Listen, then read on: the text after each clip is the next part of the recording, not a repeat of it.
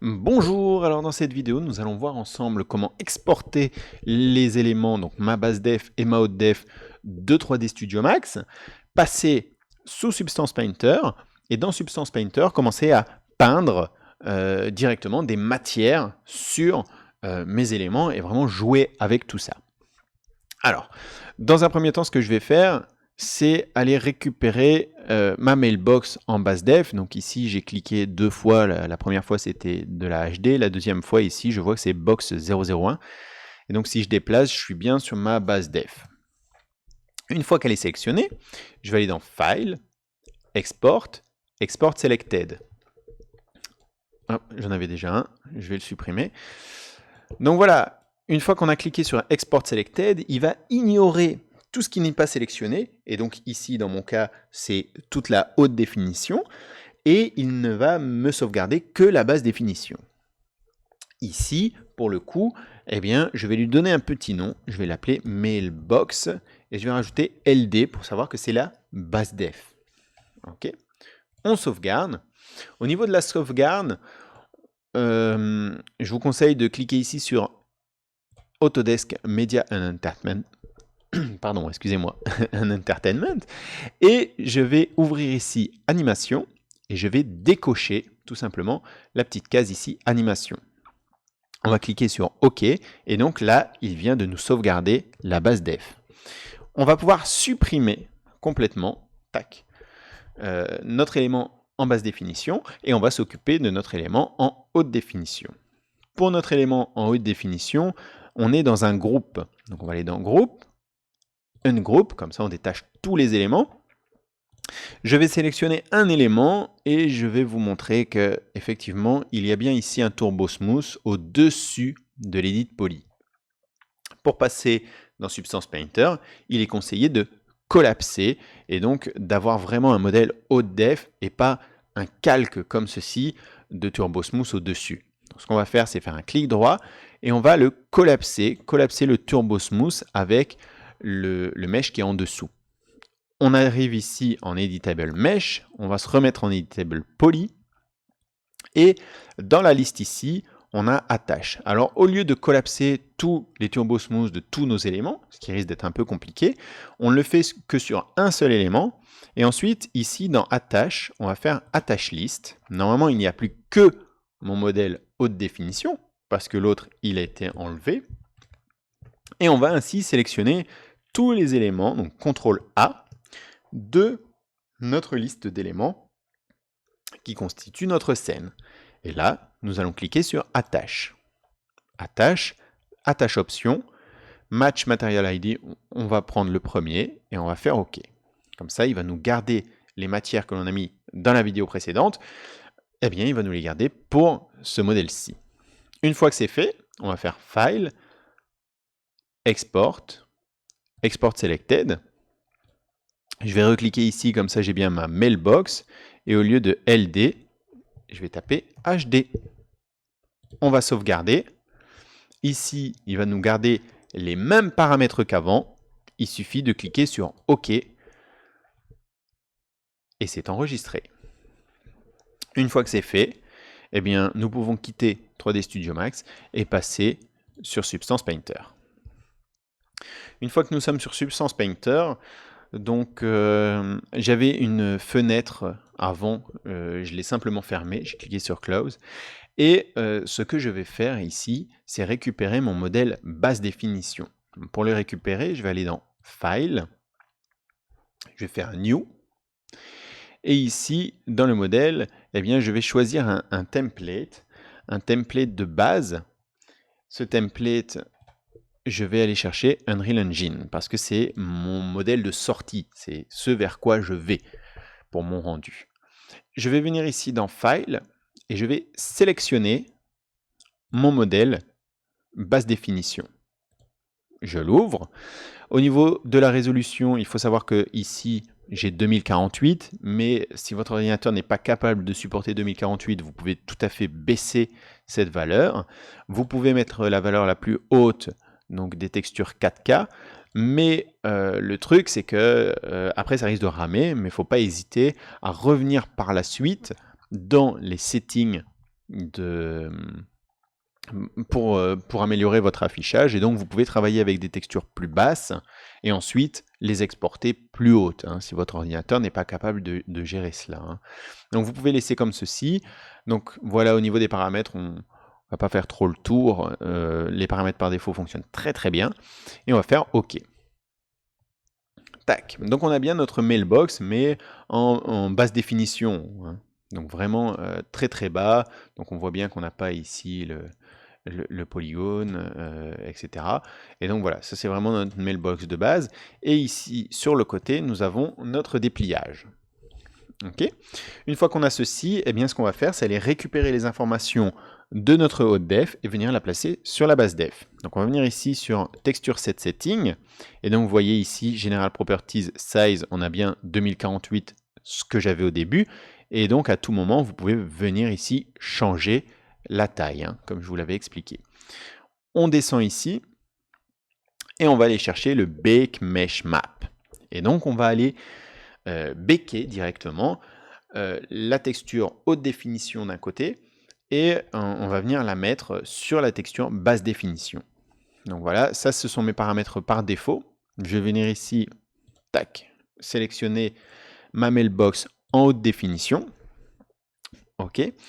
Ici, output size, je vais quand même mettre 1024. OK, mais vous voyez qu'on peut monter jusqu'à 8K si on veut au niveau de la sortie.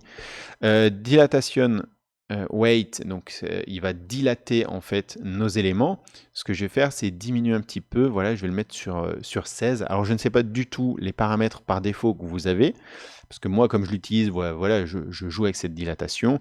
Ici, je vais mettre 16, parce que mon modèle me paraît quand même correct. Et ici, nous avons les rayons qui vont être envoyés en fait. Donc, la taille des rayons. Et donc, c'est tout c'est un rapport entre la dilatation que vous allez faire plus la taille des différents rayons. Ok. Et donc, c'est ce travail entre les deux qui va donner un bon résultat ou un moins bon résultat. Ok. Alors, une fois que les paramètres sont faits, vous pouvez cliquer ici sur Back Selected Texture. On clique. Et puis là, on va le laisser un petit peu travailler.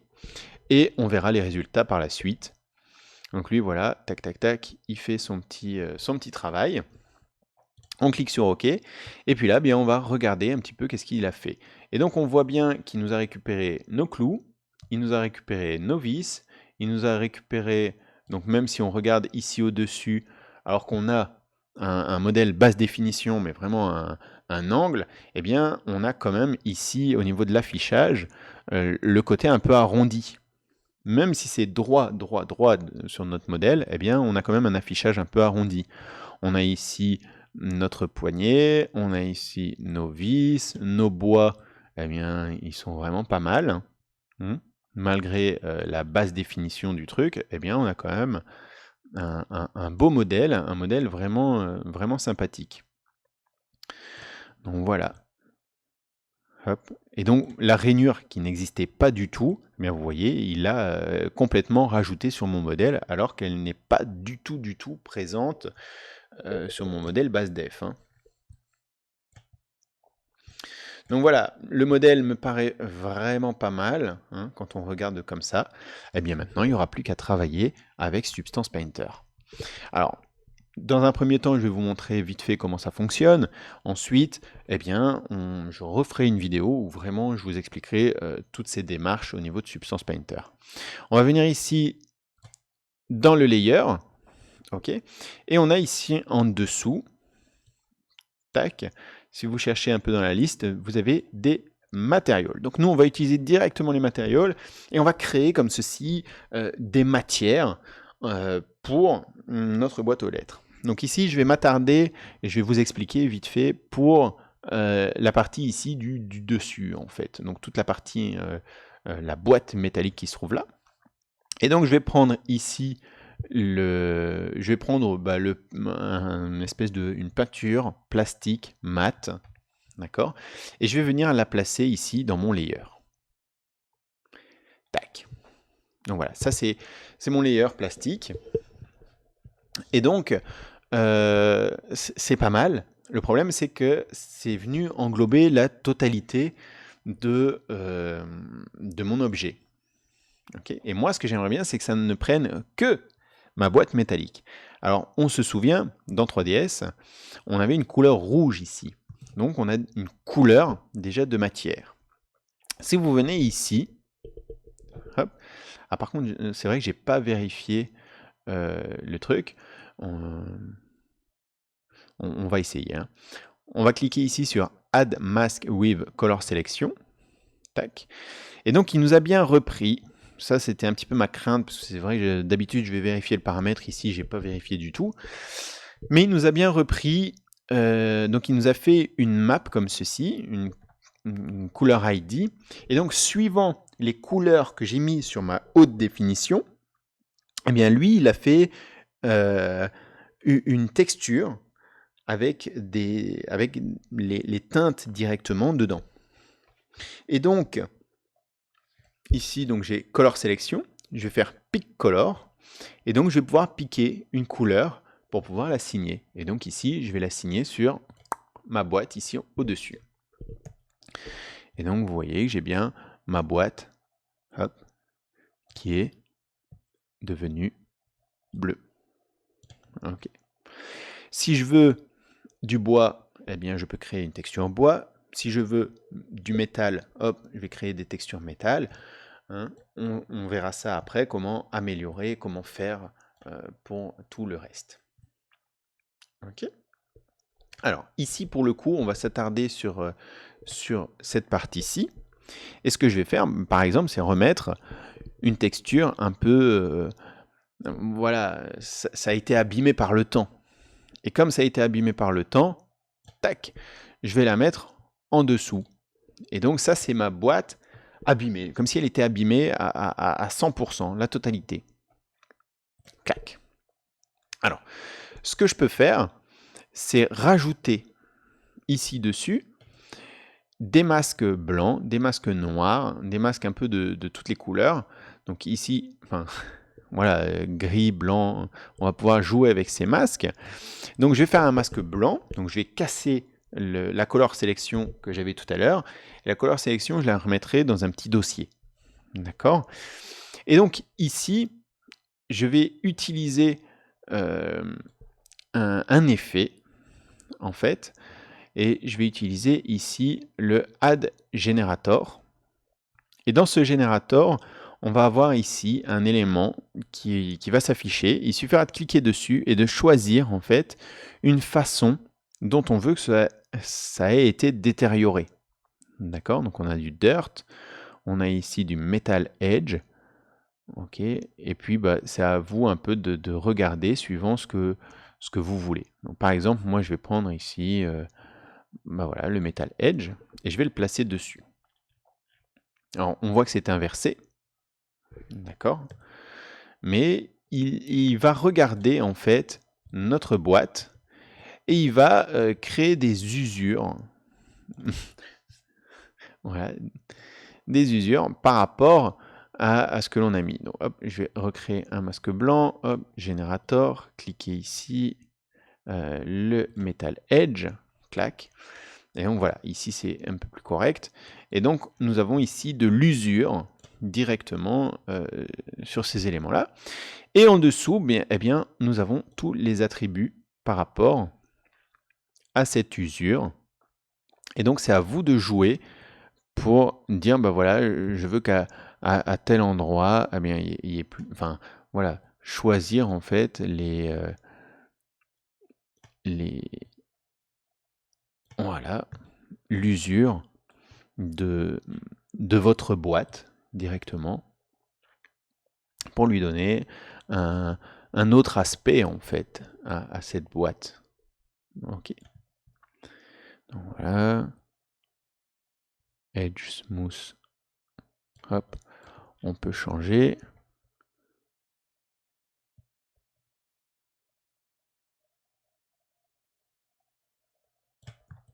Voilà, on regarde un peu. Ça, on va garder. Voilà. Donc voilà, ça va être une première passe de Le truc, bon, le grunge, il me paraît quand même un petit peu fort. Voilà, grunge scale. Donc on va le diminuer un petit peu. Voilà, alors, du coup on voit une espèce de répétition ici dessus. Voilà, là c'est un petit peu moins flagrant.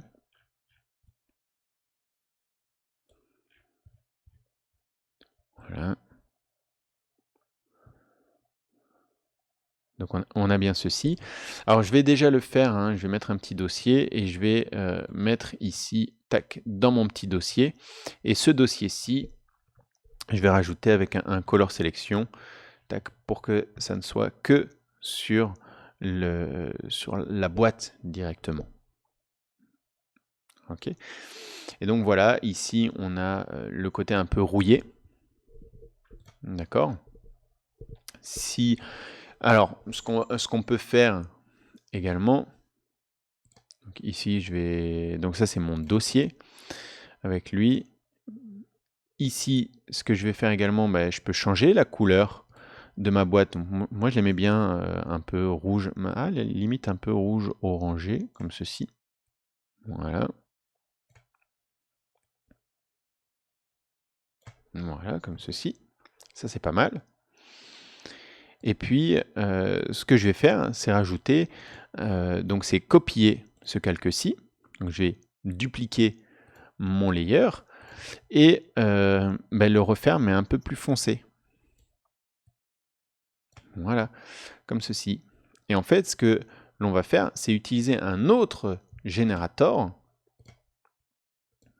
ok, non plus plutôt un dirt, ok, qui va venir au-dessus, d'accord, pour foncer un peu l'élément. Alors on voit ici que c'est pas hyper foncé, mais c'est pour rajouter un peu de crasse en fait sur notre élément, faire que voilà, il a été un peu encrassé avec le temps. D'accord. Voilà, donc ça c'est un petit peu encrassé avec le temps. La rugosité, eh bien, on peut dire que c'est plus rugueux et que c'est moins sympathique.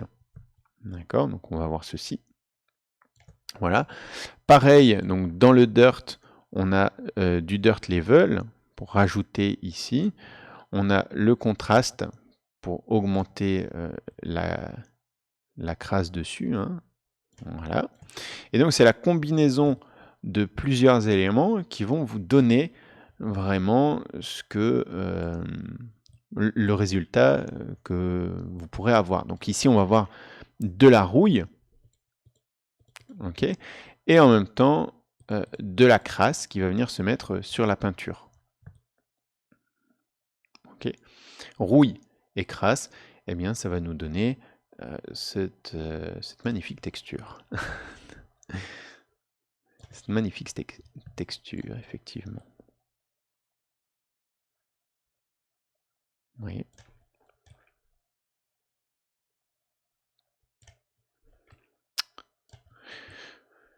Donc voilà, ça c'est vraiment la base. Je vais vous refaire une vidéo avec vraiment les précisions, etc. par rapport à Substance Painter. Donc vraiment vous expliquer beaucoup plus en détail, aller un peu plus loin dans le programme, etc.